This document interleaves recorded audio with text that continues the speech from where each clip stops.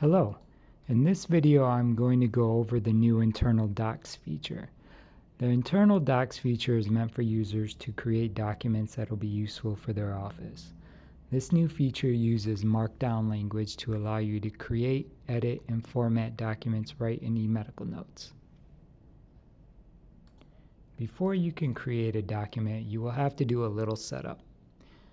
First thing we need to do is we'll have to go into the users and grant permission to users that you want to be able to create and edit documents.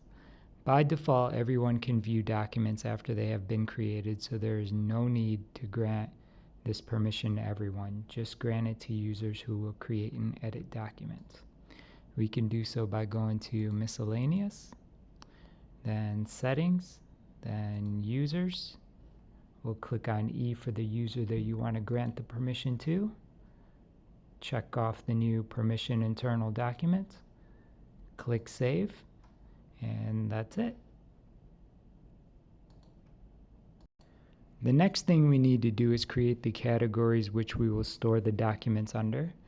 To do that, let's go to Miscellaneous, Program Configuration, and we'll go down to Miscellaneous page 2. We'll scroll down and there'll be a new internal docs categories here. To create the categories, just type your first category, then enter to go down to the second line. You'll type the second category, press enter again, and so on and so forth until you're done. Once you're done, click on Save Configuration, and that sets up the categories. After the categories are set up, we are now ready to create and edit documents. So we'll go to find internal documents. You can go to Miscellaneous, Internal Docs, which will take you to the page where it'll list all your documents. Eventually, once we create them, you'll see the new document button here. So let's create our first document.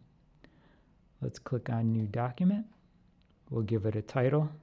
We'll just call this Test. We'll assign it to a category that we want it to appear under. We'll just pick Miscellaneous. And I already prepared some examples here, so let me just copy those. 1 second. So this is our test document here. Let's just save this so I can show you what the end product looks like, and then I'm going to go through a couple examples on how you can style this text. So we'll click Save, and as you can see, it'll file it under the Miscellaneous category, and this is our first document. To view it, go ahead and click on it, and this is what the final product will look like. So let's go over how to create it. So we'll click on Edit Document. We included a basic syntax help here. If you click here, we have a little pop-up that gives you the shortcuts on how to style the text. So for example, if we wanted to do the initial heading level 1 here, we would put the pound symbol right in front like I did here for this is an example. For heading level 2, so on and so forth, 3.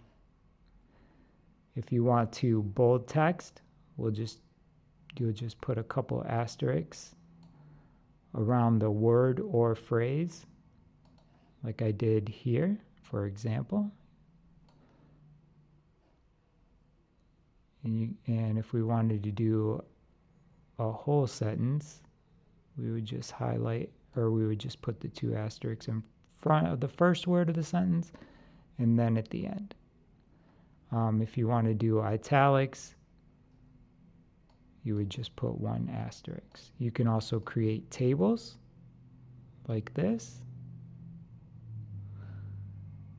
If you wanted, you could also include images in the Markdown document. So if we copy that out, for example, and we'll paste it at the end here, we'll go back and we'll add the infamous Linux penguin here. You could include other images. For example, if we wanted to change this. And I know this doesn't really pertain to an office setting, the images that I'm using. Feel free, as long as the images are being hosted somewhere online, you can include the link like so. See, I copied this. We'll click save, click test, and we just included an image.